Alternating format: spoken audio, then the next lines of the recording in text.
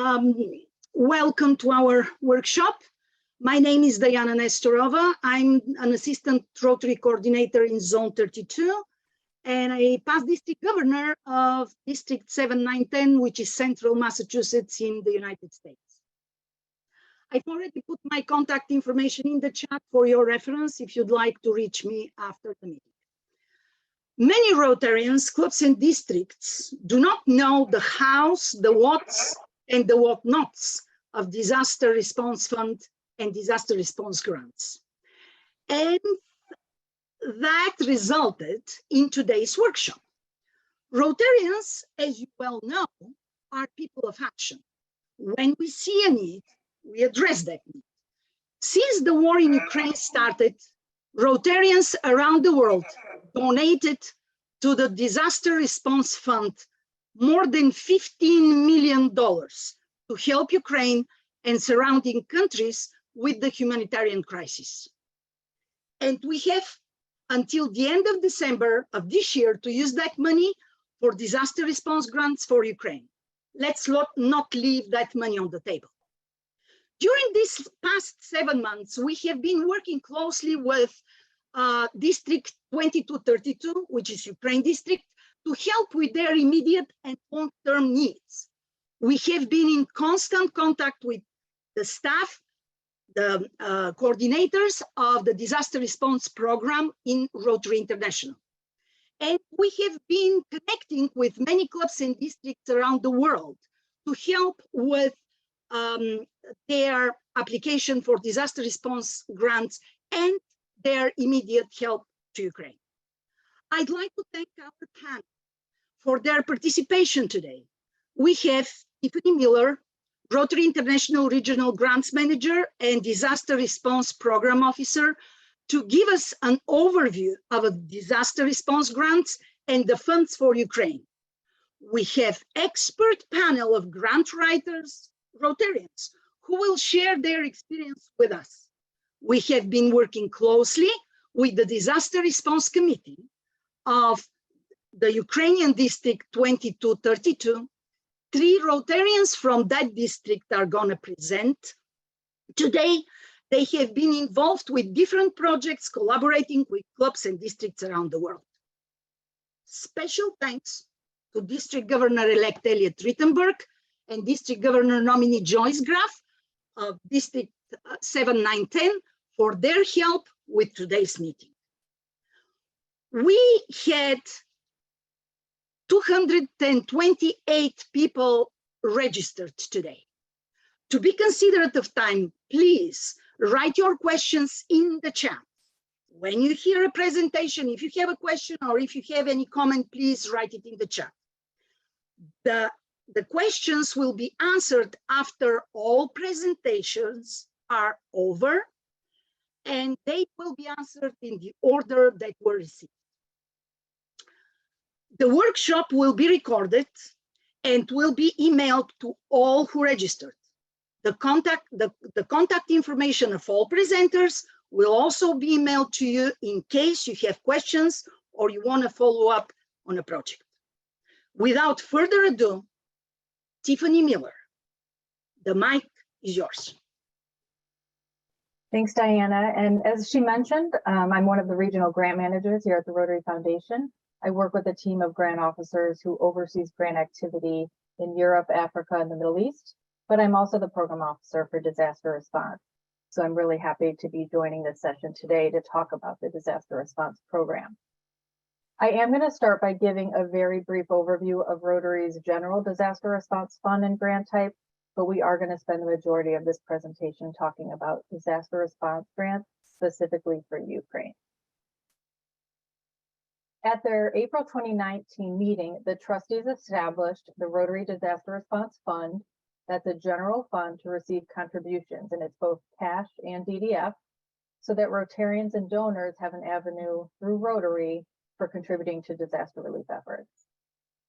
They also created the disaster response grant type to award grants of up to $25,000, and that's based on the availability of the funds. These grants are made available to qualified districts in regions that are impacted by natural disasters. It is a flat grant award of up to $25,000, and districts do not have to have contributed to the fund in order to apply and receive a grant.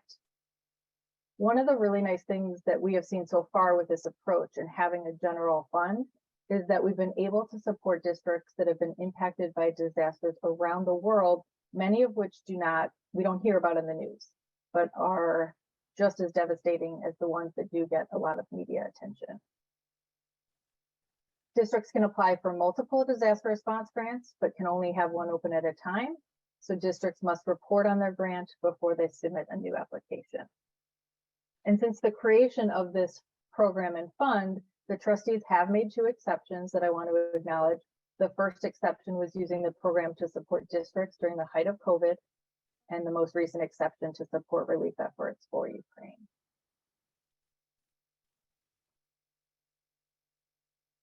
In response to the humanitarian crisis in Ukraine and surrounding countries, the trustees made an exception allowing contributions that came into the General Disaster Response Fund to be for a very specific period of time to be prioritized specifically for Ukraine. And as Diana mentioned, more than $15 million was received during that time period and will continue to be prioritized for Ukraine relief efforts through disaster response grants until 31 December 2022. Another exception that was made to the program was for Ukraine was an increase to the maximum award amount for 5 districts. Districts that border Ukraine and the Rotary District in Ukraine can apply for grants of up to $100,000 each from the Disaster Response Fund. Those 5 districts are listed here on your screen, including Hungary, Poland, Ukraine, Czech Republic and Slovakia, Republic of Moldova, and Romania. I can share that all 5 of these districts have received at least one disaster response grant for the $100,000. And a majority of these districts have actually received multiple disaster response grants, which has been really great to see. All other Rotary districts that wish to offer support to refugees or other victims of the war in Ukraine can apply for up to $25,000.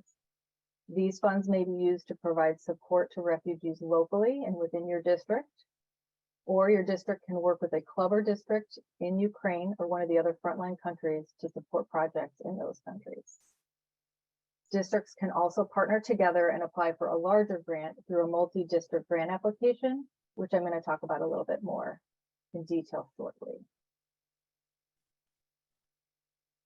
There are some requirements for districts who are not in the frontline countries wanting to work within those frontline countries to ensure that there's local Rotarian oversight. The main one I mentioned already, which is that districts do need to identify a local Rotary Club or district and a contact to assist with the implementation or the coordination of the project. The foundation will send the grant payment directly to the district that's being awarded the grant, and we refer to that as the sponsoring district. And the sponsoring district is responsible for making payments directly to vendors, or they have the option of transferring those funds to a local club or entity that they're working with to implement the project. And the sponsoring district is responsible for reporting on the use of the funds, so needs to provide all the required documentation with their final report.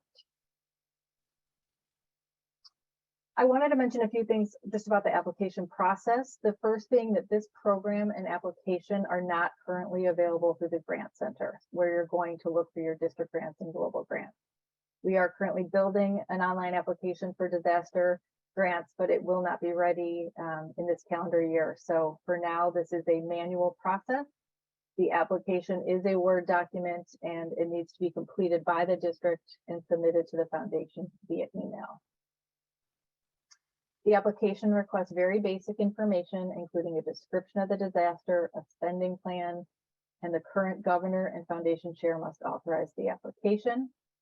I provided a screenshot here of an actual spending plan that was received as an example of what we're looking for.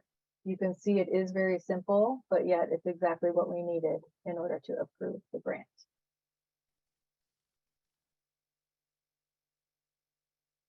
And many of you are aware of this, but we recently did create a multi-district grant application for districts who want to work together to submit a larger grant application, with each district being eligible to receive up to $25,000. Again, this application is specific to Ukraine right now. The only exception that's been made is for Ukraine. There is no limit to the number of districts that can work together on a multi-district application. We've seen 2 districts partner, and we've seen 16 districts partner. However, in order to streamline the process, we are asking that one district take the lead for the purpose of receiving the grant payment and then helping coordinate the report on behalf of all the districts. And the current governor and foundation chair from each district does need to sign the multi-district application. And I know the pictures on this slide aren't super easy to see, but I just wanted to give you a sense of what that multi-district grant application looks like. On the left, you see in the image, we asked for a lead district here and the local contact they're working with.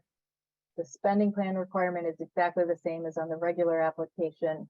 And then in the authorization section, the first few boxes, we have requested the lead district authorize, and then we've added additional boxes below that for all the participating districts to submit their application. I'm sorry, to submit their authorizations.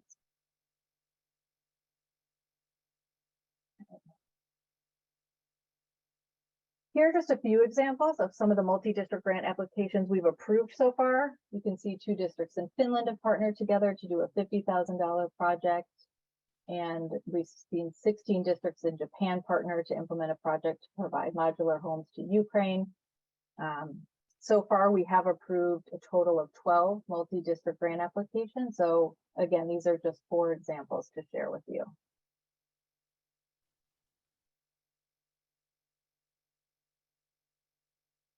I also wanted to highlight a few things about the disaster response report. Like the application, it is a Word document and submitted to the foundation via email.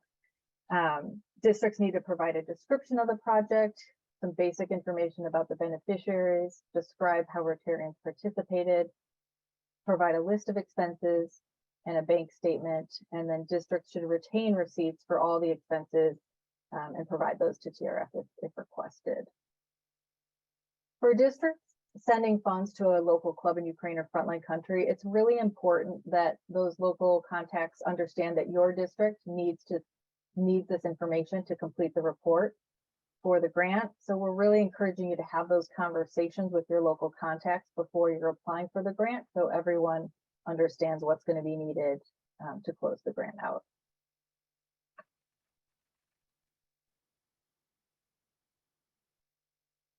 A few more things I wanted to highlight. These are the most common things that have come up or questions we've received so far specific to Ukraine.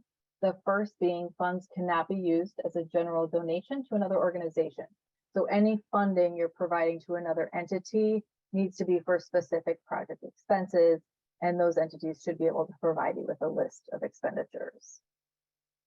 And I have mentioned this already, but it's the most common question we've received, so worth repeating. Can districts apply for more than one disaster response grant? The answer is yes. There is no limit to the number of disaster response grants that a district can receive. Each can only have one open at a time. And I would just add that you saw the application. It's very basic. It does not request a lot of information, which is intentional, as the application process is meant to be quick and align with the immediacy of disasters. However, because there's very little information provided at that stage, application stage, having a report that confirms how the funds were spent is really important to ensuring good stewardship of the funds, and it really is the reason the trustees have put the limit on the number of grants a district can have open at one time. As of this morning, 33 districts so far have received at least 2 disaster response grants. So we are seeing plenty of districts being able to close their grant and apply for a new one. If you do not know if your district has an open disaster response grant, please reach out. We can confirm this really quickly, and then you can address it before you submit an application, which will really speed up the approval process for your application. And the final bullet, I've just shared a list of the most common items that districts are purchasing with their disaster response grant.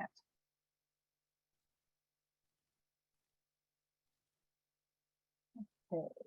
My final slide today includes the current numbers for disaster response grants specifically for Ukraine. We've awarded 280 grants totaling $9.1 million in funding. It's gone to 30 countries. 222 districts have participated, and the balance remaining available specifically for Ukraine as of this morning is $5.3 million. So we are really looking forward to seeing what districts will be doing in the next 3 months with those remaining funds that are prioritized for Ukraine. And that concludes my presentation. I've provided my contact information on the screen. You're also welcome to reach out to our general grants inbox at grants@rotary.org. And I really appreciate the opportunity to share information about these grants, but I will turn it back over to Diane. Thank you, Tiffany. Thank you so much for your great presentation, for giving us the basic knowledge and helping us navigate through the process. I really want to share with you all, working so closely with the staff of Rotary International for Disaster Response Grants over the last 7 months. I am impressed with how professional they are and how responsive they are. So please reach out to them with your questions, your comments, and they will respond immediately. Let's give them a round of applause. Okay, thank you. So I would like to move on with the panel today. The president-elect of Rotary Club of Western and Wayland in District 7910, United States, Katia Portnaya. The mic is yours. Good morning, afternoon, and evening, ladies and gentlemen, depending on where you are at this current time. Today, thank you so much for coming. And today I wanted to talk to you guys about some of the speed bumps you might be coming along as you are processing your grant application. One in particular is going to be the OFAC form. Now, OFAC stands for Office of Foreign Assets Control. Now, we've gone ahead and we've spoken to some attorneys in regards to this, just to make sure that we have it correct.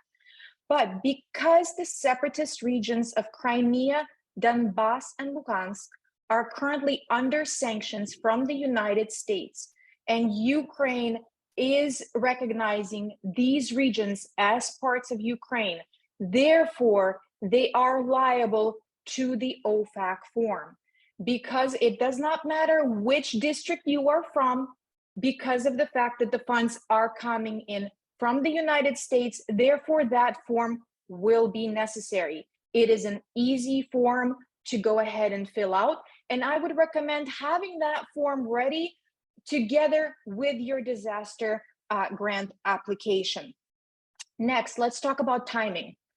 From the moment that you are submitting your disaster grant, the approval can take anywhere from 24 to 48 hours, but I have personally seen it be done as fast as 5 hours.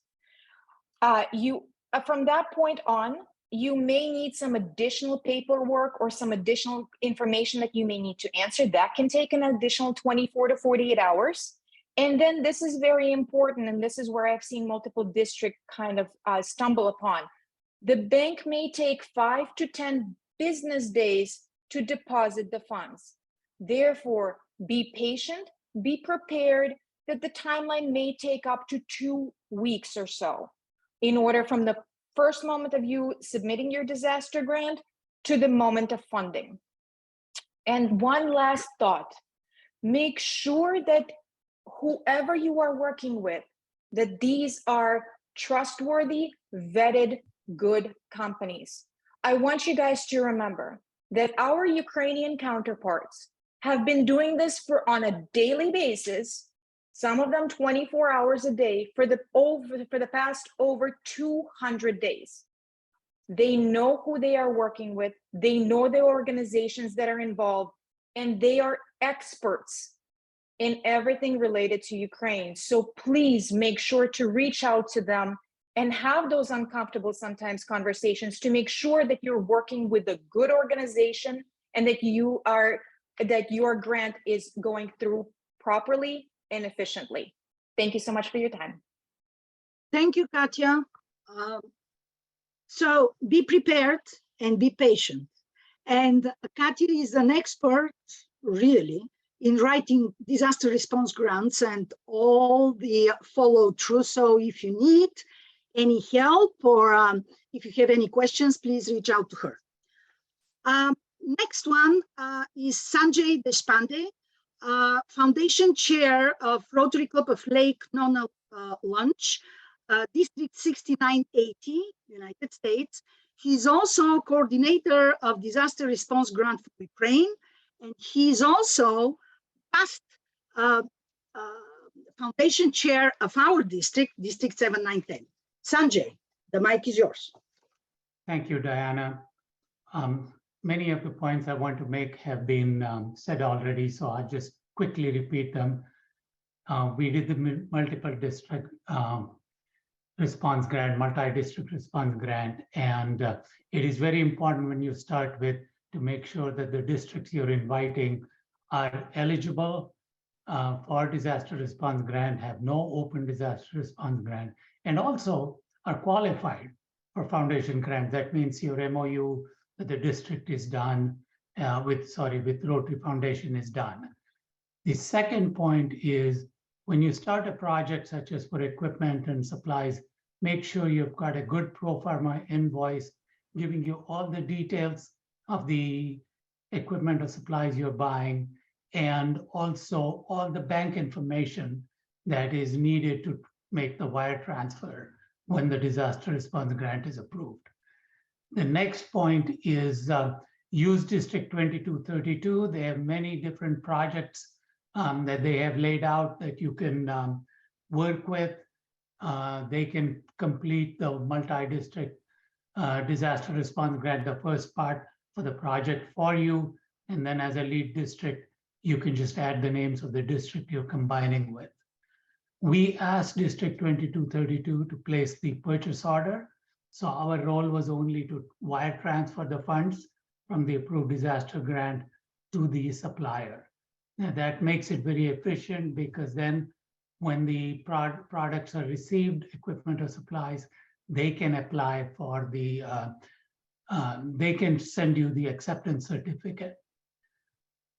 OFAC forms, you can do it with the application, as Katya said. Don't wait till the end to do that. When your disaster grant is approved, you are asked to supply your bank account information through an encrypted form. It's not direct, so be careful that you do that. And then when you do the wire transfer, be prepared for a charge at both ends. From the US, the wire transfer charge is $50, which is fixed per transaction. And then the designated or destination bank may also charge something before they transfer the funds to the unit. What we did was we set up a WhatsApp group from all the multiple districts, and that helped communication not only during the application process, but also after to share information on the project. And then it is important to submit the final report, get it closed out. Your work is not done till you close out the grant, and then that frees all the districts to take on the next district grant, and do apply for multiple district grants. In closing, I'd like to commend people in District 2232, the supplier we used, the grants team. They all have been very, very helpful. This is a very pleasant process and can work quickly if you put yourself to it. Thank you, Diana. Thank you, Sanjay. Thank you. So we're closely with the Ukrainian District 2232 and the grants team at Rotary International. And also, Sanjay is very experienced with anything related to the foundation, so reach out to him. Next one is Lorne Calder. He's the immediate past district governor of District 5040, which is in Canada. Lorne, the mic is yours. Thank you, Diana. Yeah, and I don't have a lot to add to both Katya and Deb. So first of all, I think it really is important that you use a working group to deal with these multi-district grants. It does make a more impactful project, and it does make a big difference because you're actually meeting the needs that are absolutely necessary in the Ukraine. We currently just are in the final stages of finishing off a purchase of a rigid inflatable boat and some diving suits so that they can actually clean up their waterways, both in the rivers and their lakes. It is ideal for larger projects. And as mentioned by Tiffany, the lead group is the one that gets all the funding, which was a surprise because we really did expect it to be sent out to each of the individual districts. And so the learning curve was big for us, but we've made that change and now we know way, way more than we've ever done before. One of the things that hit us, of course, is July and August, there's a turnover. District governors and district foundation chairs all changed. A lot of them changed on July the 1st. And getting the signatories on the applications is probably the most time-consuming aspect of a multi-district grant. And what we're encouraging you is to use some type of a single source document, a Dropbox or something where people can go to and sign it so that you're not emailing it all over the place on continuous days and trying to find district governors who are already doing their district governor visits. And one of the things that impacted us the most in our project was exchange rates because District 5040 is all Canadian. They had to send the dollars to us in Canadian dollars, and RI uses an exchange rate for a full month, and sometimes there's some volatility in the exchange rates, and so we found ourselves impacted by that. So if you're going to do things in US dollars or in euros, please find a lead district that is in that currency. It really does make a difference, both in exchange rates and on fees. In the payment side of things, right now, as you said, finding those sources is important, but finding that single purpose person to do it is extremely important because it does simplify the project. It will get done much faster. And even though it took a little bit longer to get this project done, we'll be finished much quicker. So I encourage everybody to really collaborate and to do these more larger signature projects. As we said, we got $5 or $6 more million to spend. So let's get together and do it. Thanks. Thank you, Lauren. So the key word here is collaboration. We can do it, right? Because we are people of action. Don't forget that. Okay, next one, Michael Fernando, immediate past district governor of District 1200, all the way from Southwest England. Michael, the mic is yours. Thank you very much. Hi, I'm part of an international Rotary water group in Ukraine, and it's quite a convoluted story as to how I came to be part of that. And early in the year, I was still district governor of my district, District 1200 in Southwest England, and one of the clubs got a truck, a driver and fuel to take to Ukraine from England. And he contacted me and asked me what can we put in the truck to be useful. So I contacted colleagues in Ukraine and contacted the International Rotary Fellowship of Healthcare Professionals. I'm a doctor, I'm a paediatrician. And we decided that medical equipment would be a good use of space in the truck. So that went over quite smoothly. And through that link, Boris Bodnar, who is was the founding president of Rotary Ukraine Unity, got in contact with me. He helped with the logistics of sending the equipment over the Polish border into Ukraine. And he's part of the Ukraine Water Sanitation and Hygiene team. And he asked me, did I have any links with people with water expertise? Now, because of the magic of Rotary, we have contacts with people, all of us, all around the world. And I'd given a talk in District 7020, which is the Caribbean. So I knew a guy called Jeremy Hurst, who's the current Rotary International Director, and he was one of the leaders of a project called Handwash, which is providing water to the whole of Haiti. It's more than $100 million US dollar project to provide water to the whole island. And I asked him for help, and he over-delivered. He put me in the head with the global leads for Rotary Wash RAG, so the Rotary Action Group for Water Sanitation and Hygiene, and the people in charge of Handwash. And we got together, we made a group, we had some people from around the world. We've got representatives from Europe, North America, Asia, Australasia. So it's a global group. And through Rotary, I also had some contacts with UNICEF. So I got given the contact details of the head of UNICEF in Ukraine. And I rang him up and I said, can you help us with this? And he said, sure. And he wasn't just saying it. He actually came on a meeting at 11 o'clock at night on a Sunday night and brought all the water, sanitation, hygiene needs in. So we had a massive global group together with lots of impact. And we've brought together 3 districts, Mississippi, Louisiana, Greece and the Caribbean, to do a $75,000 disaster response grant to build a reverse osmosis unit in Mykolaiv. So it just goes to show that contacts get you everywhere, and Rotary, there's magic in Rotary. So if you'd like to join in any multi-district water projects, contact me. The details will be coming out to you, and it's also in the chat. Thank you very much. Thank you, Michael. So what did Michael say? Can you help us? And that's what it gets you to this global group. And again, that word, collaboration. Our next presenter is Roy Balfour.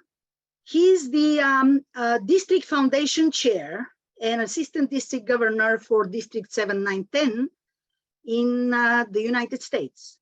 Roy, the mic is yours. Well, first of all, the word collaboration is the 145 people who are in this meeting. If that doesn't motivate you as a Rotarian, I don't know what can. As you have seen and will hear, the most important element is to clearly understand the list of the needs the district in the disaster area is requesting, not what we think they want, it's what they're requesting. Disaster response grants often starts with a Rotary Club that has access to those needs, then works with a district governor and the district foundation chair to apply for the district or a multi-district grant application. The process is what we're discussing today. What I'd like to stress is an aspect that is often overlooked. That is to encourage all Rotarians in the district that's applying for that grant to spread the word about the grant throughout their district. We can amplify the impact of that grant by additional donations, not just from Rotarians, but from Rotarians sharing what that grant's doing with those that see a personal value connection to that project.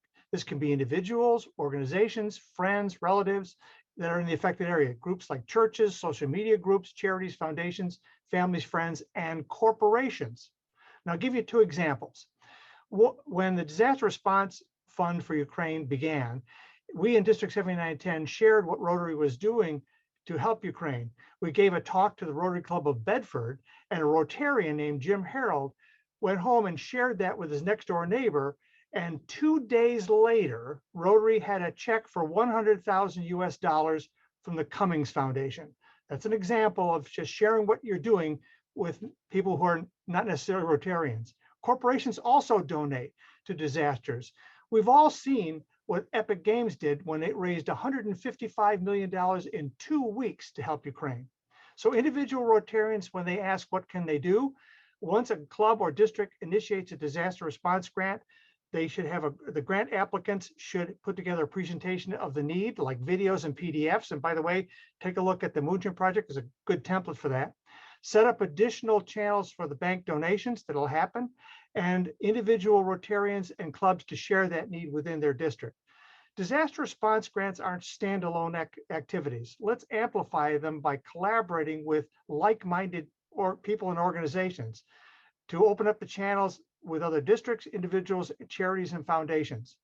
And as I said when we started this meeting, please, if you put it in the chat, your 4-digit district number, and if you've already got a disaster response grant in play and you would like another district to help you with it, then put in your 4-digit code, your district code, and the words other district help and a short description as to what that project is.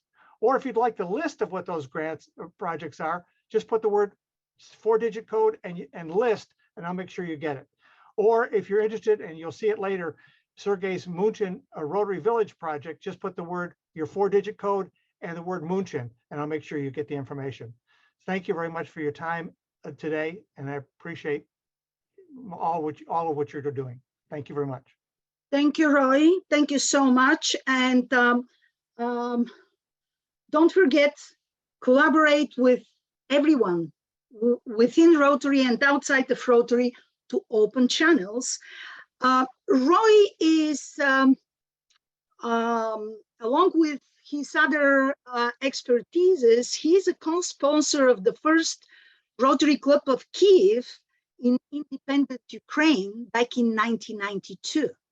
So he's been working very closely with the District 2232 and the Rotarians in the district, and reach out to him if you have any questions. And I'm absolutely sure that he will be thrilled to get your message and help you out. So now, as I told you at the beginning, we do have 3 Rotarians from the Disaster Response Committee in Ukraine, District 2232. And we have Dr. Olha Palichuk, who is, along with her other positions in the district, since the beginning of the war in Ukraine, she was the district medical coordinator. Olya, the mic is yours. Hello. Thank you for your assistance. I showed this my presentation because I have some problems with internet due to our war conditions and bomb alarms. And I will continue when you will show, please. Hello, everybody. Thank you very much for your amazing, really World Rotary Power Help Ukraine program. And I saw many of you during convention in Houston. Earlier, we were only on during online meetings. Thank you very much, really. Next slide. And I will show you very shortly and very quickly about our work like medical team, because we join more than 50 doctors Rotarians in 30 Rotary clubs in all towns and cities and areas of Ukraine, and we work together with international medical team, together with International Rotary Fellowship of Healthcare Professionals, and have several priorities which you could find on this slide. Next slide. Of course, we are in touch with our logistic team and with medical lawyers. And I want to show you the first priorities of medical equipment and supplies for humanitarian aid programs. Of course, we need daily special hemostatic tourniquets, 1 disaster grants, it's 5,000 lives saved. And we, together with our international partners, bought more than 20,000 tourniquets such style and sent to front lines every day. First aid kits. If you want to have personal donations, maybe for our Rotary clubs or for our district account or like disaster grants, you may do it, because several Rotary clubs inside Ukraine started the production of first aid kits as well. Wax equipment. We, together with Rotary Director Pat Mervada, finished a big disaster grant for 4 districts for $100,000 and bought more than 50 wax and supplies and sent to 17 medical hospitals inside Ukraine. Now we need big disaster grants. 1 disaster grant is 1 set for craniotomy for neurosurgeons or 1 set for traumatologists, orthopedic surgeons, TRICARE set. And we did such programs together with Rotary Club Atlanta during last 3 months. Next slide, please.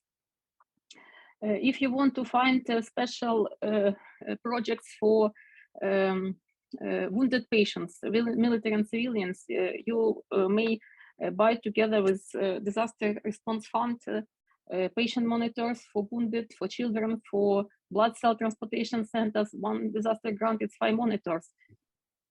As well, it's 15 infusion pumps, it's 4 operating tables, 4 additional operating rooms for our surgeons which treat civilians and military, or portable oxygen concentrators for palliative, oncological, and geriatric centers.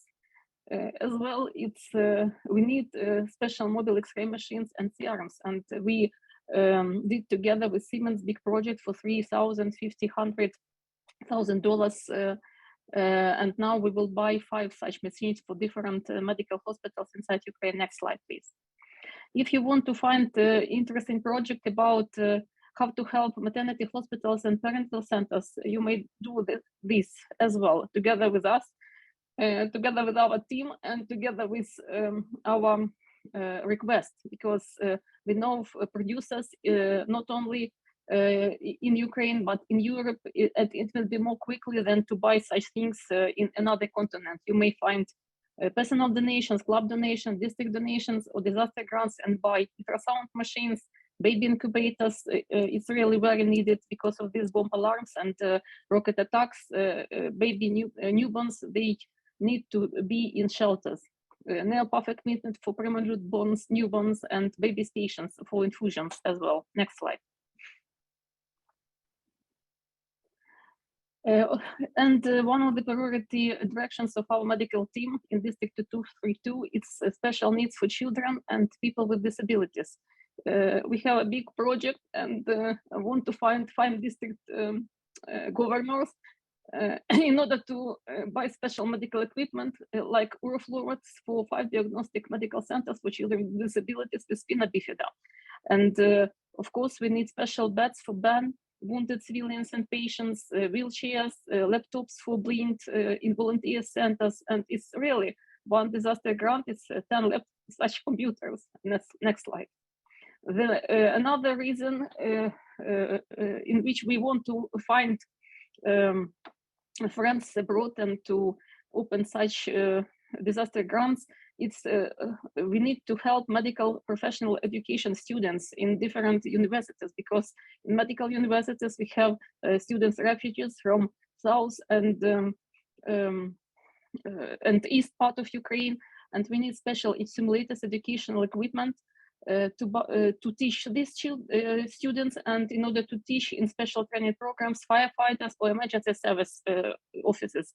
And it's really 2 disaster grants. It's one university full equipped set with these simulators. Next slide, please. Thank you very much for your attention. Next slide. And if you want to help us, please, I'm in touch with everybody 24 hours, 7 days per week, last 6 months from the first days of war.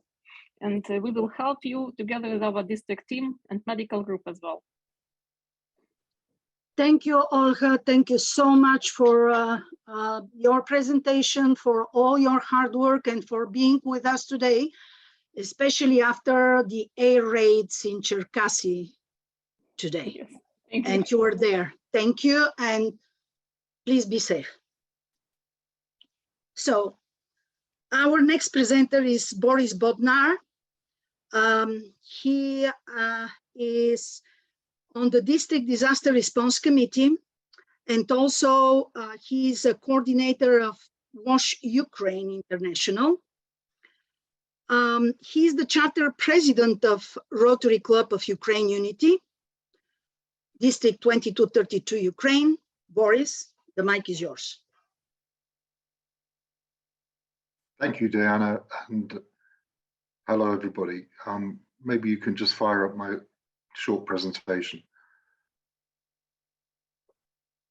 I represent the team in Ukraine, work very closely with Olha and the other people in the Ukraine team, focusing on pretty much all the issues involved in helping Ukraine, more specifically with water and sanitation questions, but also in logistics. And I'd just like to give you a very quick run through some of the key points about the water problem solutions that we've been working on since the beginning of the war.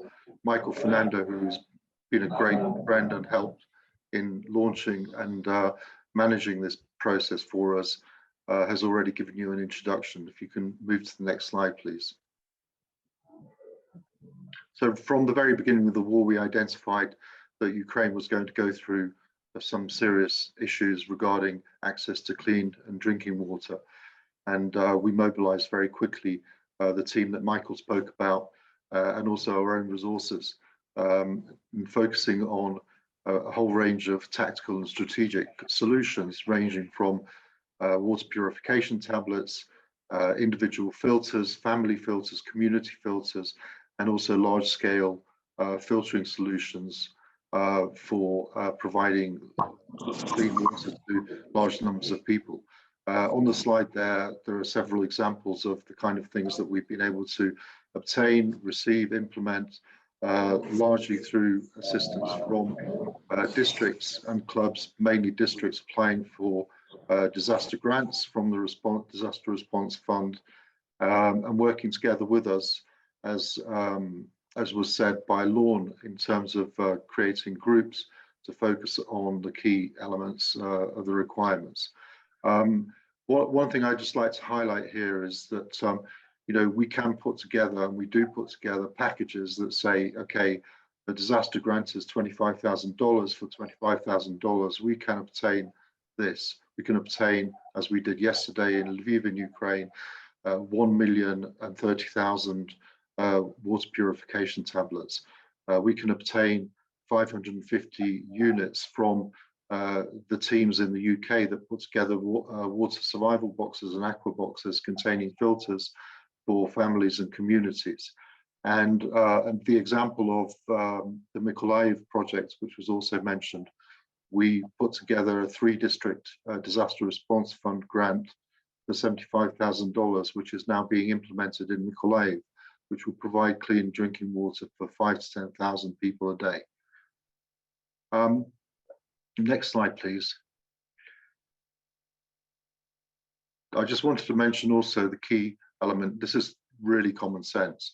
Logistics is an integral component of the provision of humanitarian aid. We need to understand that. We need to work with the fact that it's going to require common sense approach and some element of cost to ensure that the supplies get to the right place. We need to focus on the availability and the cost of the supplies and the cost of the delivery and timing. What that means is that if a district is located outside of Europe or a long way away from Ukraine, it might make more sense to work with a club or a district within the European area closer to Ukraine to transfer funds for supplies to be bought and delivered to Ukraine very quickly. And the other thing in the terms of logistics, and it fits into all the other projects that we do, is to focus on closing out disaster grants very quickly. We put in place accountability structures so that we can obtain the necessary evidence and feedback, our reporting, so that grants can be closed out quickly. If you're considering one or more projects to apply your 25,000 disaster response fund grant to select the one first that will be closed out the most quickly, and then you can close that out and then apply for a next one. But thanks very much for everybody for your help. I can't express to you how much it's appreciated in Ukraine. Thank you. Thank you, Boris. Thank you all. Thank you for all you've been doing for the past 7 months. Honestly, sometimes I don't know how you do it all. Please reach out to Boris. He's one of the coordinators for all the projects in Ukraine, and he's very experienced. So our last presenter for the day is Sergei Zavatsky. He's the Assistant Rotary Coordinator of Region 24, which is Zone 21A, and past District Governor of the Ukrainian District 2232. Sergei, the mic is yours. Thank you very much, Diana. Hello to everybody, and I'm asking to put on the slides which I have sent. And in the meantime, I would like to thank to all participants for all what you are doing to help people in crisis or in catastrophe or in disaster all over the world. And specifically, if you are helping to Ukraine, thank you very much. We appreciate any help we should provide. Today you have heard about Moshchun project. I will focus in my presentation about this project. Next slide, please. So what is Moshchun? What is about this little village, which is next to Kyiv? This is a heroic village where the Russian invaders, they stopped in March this year because the Ukrainian army and territory defense stopped them really at this village. But as a result of these fights, 80% of houses were completely or partially destroyed. And the people there are looking for shelters. They want to recover their life, they want to stay in their village, but they have nothing to live in. And the most important is that cold winter, which we have in this area every year, is coming soon. Next slide, please. So we created a big project, which is called Moshun Recovery Project. And the first stage of it is to provide as a temporary shelter for all inhabitants of Moshun who require it, a modular house to survive, first of all, the coming winter, and also to allow them to start rebuilding permanent houses in the coming years. These modular houses are installed separately at land plots which belong to these inhabitants. And I must say that our approach, we were the first one in this approach to put these modular houses in a separate individual land plots. Now, many people follow us already in Ukraine, so we showed a very good example of how to help these people. We are using the local producer, which helps to give some work to people in Ukraine also. One such unit costs $12,500 US. Next slide, please. And it is comfortable inside. How it could be in such a small, but a manufacturer tried his best to do for the money of the whole cost, to equip it with minimum equipment needed to live in. Next slide, please. Also, it's important to mention that each unit has a visual demonstration of the global support from Rotary. It has such plaque, which is very visible, even from the road. People can see it, and it indicates donors and partners. And Rotary, obviously, logo is there. But also, it also have a flag of country and district number, which helped us to provide this modular house. Next slide, please.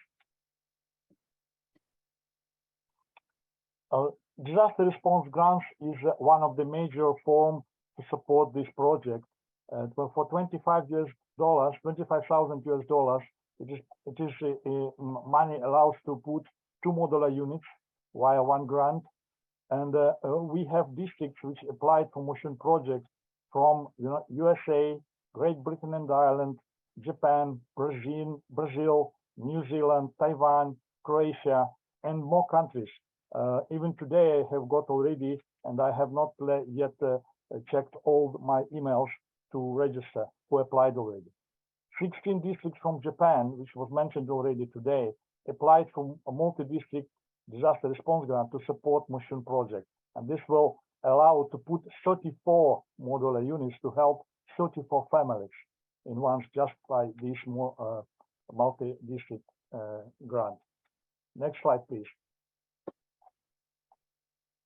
Current situation is the following. We have installed already, produced and installed 11 units. Funds for another 60 units are committed and expected to arrive in September. Another more than 200 modular units still require funds, and we are looking for partners around the world, including the disaster response grants, and please continue to apply for Moshun project. Apologize, this is a cancellation of the air alarm. Next slide, please.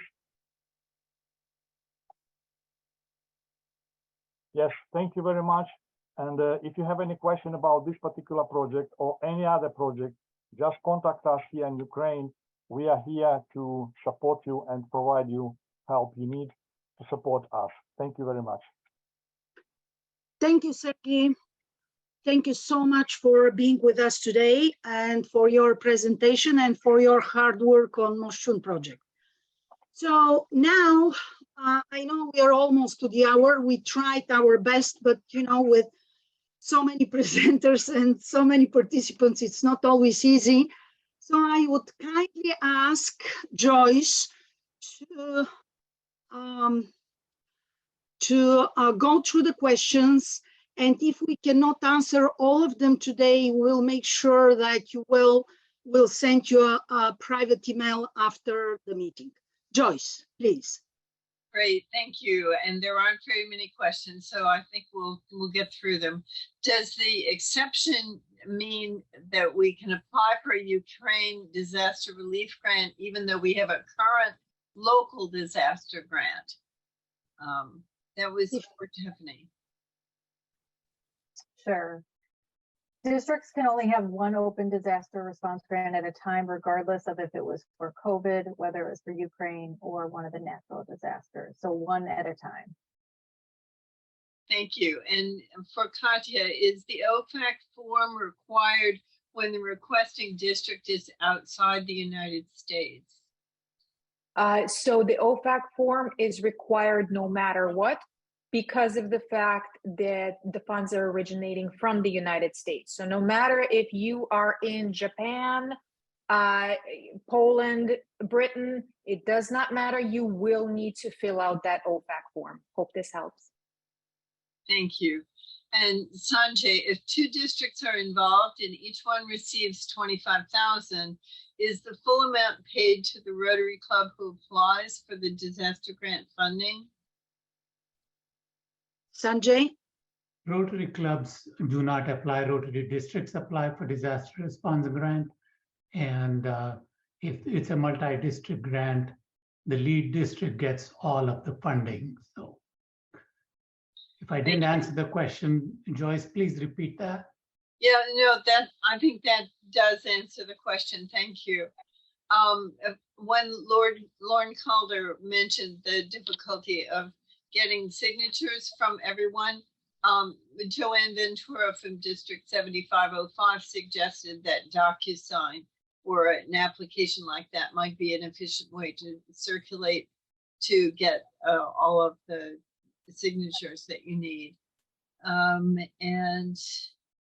For Sergey, what happens to the modular homes once the permanent homes have been built? Very good question. Thank you.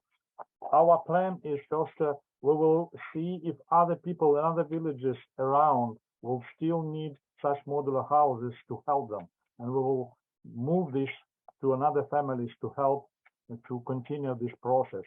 And if it will happen, the miracle that it will be no such a family in the near 2 or 3 years, I still hope that. Our plan is to use these modular houses for rehabilitation center, to put it as a rehabilitation center for children or for people who require medical rehabilitation. This is our plan. We have a question that just now came in, is probably for Tiffany. Could Venezuela apply for a disaster response grant? Yes, any district can apply. If we're talking specifically about Ukraine, any district outside of Ukraine can apply for a disaster response grant to support Ukraine or one of the frontline countries. Thank you. Okay, that's the list. Okay, so I'd like to remind you, please save the chat. There's lots of information there, lots of contact from, you know, our presenters and our participants today. If you have any last minute question, Boris has his hand. Boris. Sorry, always me. Diana, if it's possible to download the question list, I think there is that function, and then share it with us so that we can perhaps address directly some of the questions I've raised. And also that'll give us an opportunity to share the contact details of the people who have posted their contact details in the chat. Okay. Thank you. All right. Anybody else? Meg Huff? Yes. My question was not answered. Where can we obtain the OFAC form? Katya? Yes, ma'am. We can actually, either Diana or I can actually send you over a blank OFAC form. That is no problem at all. And I believe Diana also has a template for the district grant form at the same time. So we can go ahead and do that for you. No problem. Thank you very much. Absolutely. Anybody else? Diana, Delis? maybe we can tell people Yeah. that you can send them a report template form also, because reports have to be done, and you don't have to wait till the grants team sends them a report form. But it is sent at the time the grant is approved by the grants team. Yes, okay. And please save the chat again. Also, we have Delis. Delis, you have your hand raised. Yes, hello, good morning. I would like to know if my country, Venezuela, can apply for this kind of grants. Yes. Sure. Yes, I can answer that again. Every district can apply for a disaster response grant to support Ukraine. Every single district is eligible to support them. Okay, thank you. As long as you don't have an open disaster response grant already. Okay. Srinivasan?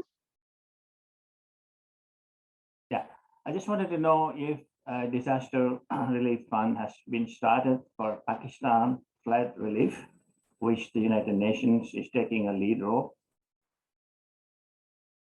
Tiffany? Sure, Yes. I can answer that. Right now, the only exception for a separate fund is for Ukraine. All other money coming into the General Disaster Response Fund is available for Pakistan. I can tell you that both Pakistan districts have already applied and received their disaster response grant. The one exception the trustees did make just last week was they are allowing the Pakistan districts to apply for up to $50,000 grants at a time. But there is not a separate fund at this time. There is existing money in our General Disaster Response Fund for natural disasters that is being used to support Pakistan, along with several other disasters going on right now around the world. Yeah, just one follow-up, Tiffany. The districts applying from Canada, are they allowed the $60,000 exception, or it's only for districts in Pakistan? Currently, they're only the districts impacted by the disasters are eligible to apply. Thank you. Ovidio? Yes, I am a District Rotary Foundation Chair in District 2241, Romanian Republic of Moldova, neighbor countries of Ukraine. Question, can we use the funds in the Ukrainian refugees camps on the territory of Romania and Republic of Moldova? Yes, the answer is yes to that question. To support refugees from Ukraine, you can, the district in Romania and Moldova can apply for a disaster response grant. Absolutely. Okay. Thank you. And they do have the option of applying up to $100,000. They were given that exception. Thank you. Okay. And Boris? Hey, I have a question that some of you may not have considered, but it has come up in discussion with some districts in South Africa, which is if you apply for a disaster response grant, can the funds be directed to another district other than yourselves? Such as South Africa asked if they could have the funds directed to Germany so that the purchases could be made and distributed to us from Germany. And the answer, I think Tiffany will confirm, is that a disaster response fund grant will be paid to the district that makes the application. That's correct. Yeah. Thank you. So anybody else? Any last questions, comments? Again, I'd like to remind you that you will receive to the email address that you provided at time of registration, you will receive the recording of today's meeting, the presentations. There were lots of questions in the chat whether you will receive the presentations, I mean the PowerPoint presentations. And also you will receive contact information of all our presenters from today. Again, please save the chat for yourselves because you do have other connections there that you might want to reach out to. Donna Barrett has a question. Yes, hi. We have many Ukrainians coming to Canada and particularly to our district as refugees. Can we use these disaster relief funds to support them? Yes. In Canada. Okay, thank you. Yes, I saved you on yes, Tiffany. Yes, yes, you can. Again, as long as you don't have an open disaster response grant already. Yeah. Okay. Okay, Sergey. I just suggest to give an applaud for excellent preparation of this excellent workshop to Diana and all the team. Thank you very much. Thank you so much. Thank you. It was needed, and again, don't forget, we Rotarians are people of action. When we see a need, we address that need. So thank you all so much. Thank you to all that participated today. Thank you to our presenters. We will be in touch. Again, don't forget the keyword collaboration. So we will collaborate via email, via phone, via WhatsApp, Viber, Messenger, what have you all there. So it is the year 2022, no excuse that we cannot connect with each other, right? So thank you all so much. And it was really a pleasure for me and for the team to organize today's workshop. And I hope that you will go home, well, not literally maybe because we're in front of the computers, but you will go home with some valuable information and connections from today's workshop. Please reach out and to all of us. You do have my contact information in the chat. You will receive an email, as I said. And again, let's not leave that money on the table, right? And let's help our Ukrainian friends, our Ukrainian Rotarian friends, and help Ukraine in this atrocious war. Thank you all. Have a good day. Stay safe. Bye-bye.